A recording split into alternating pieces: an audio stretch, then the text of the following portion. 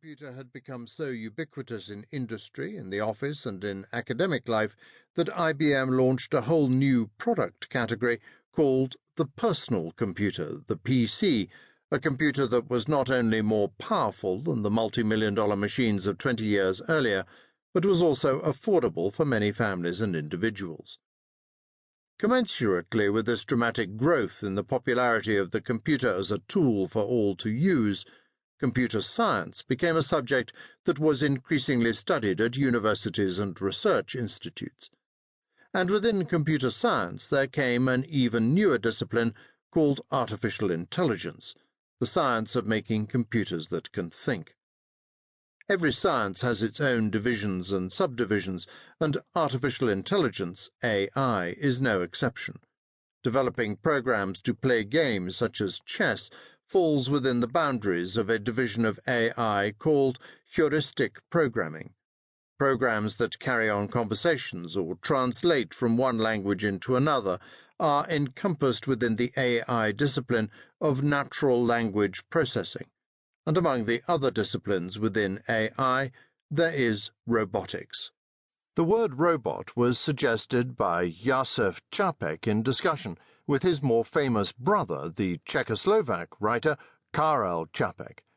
It is derived from the Czech rabota, forced labour, and was first revealed in the West when Karel used it in the title of his play Rossum's Universal Robots, RUR, an immediate hit when it was first shown on Broadway.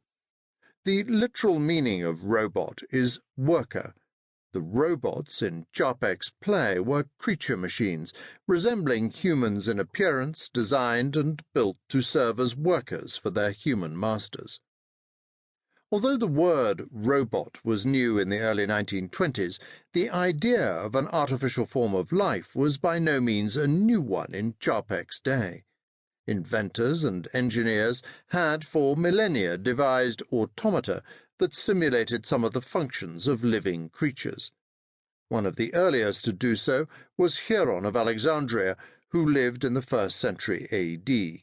Among many inventions that were mechanical marvels for their time, Hieron constructed some water-powered mechanical birds, entire flocks of them, that even emitted realistic chirping sounds created by a water-driven device.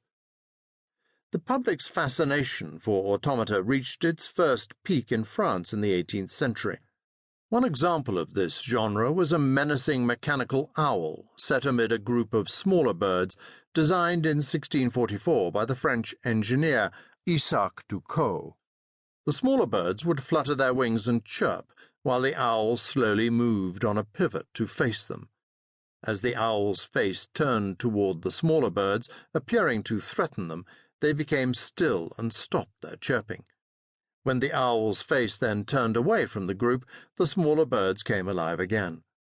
The whole mechanism was driven by a water wheel that controlled the actions of each bird by means of a metal cylinder, the surface of which was embedded with pins, just like a music box. As the cylinder turned via the force of the water, the pins on the cylinder would engage with a music box-like mechanism so that each pin created its own effect or movement in one of the birds. Following Ducos' example, at least 2 other French automaton inventors also used birds as the embodiments for some of their mechanical marvels. In 1733, an inventor named Maillard designed a mechanical swan that would paddle through the water while its head moved slowly from side to side. Maillard's idea was as simple as it was clever. A paddle wheel, similar to those found in the Mississippi River steamboats, propelled the swan forward while simultaneously connecting via a system of gears with the swan's head. As the paddle wheel rotated, it thus served a dual purpose, creating the forward motion of the swan's body and the simultaneous side-to-side motion of its head.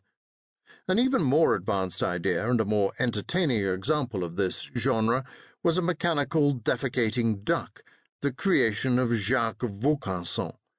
The duck could bend its neck, move its wings and its feet, and it could eat.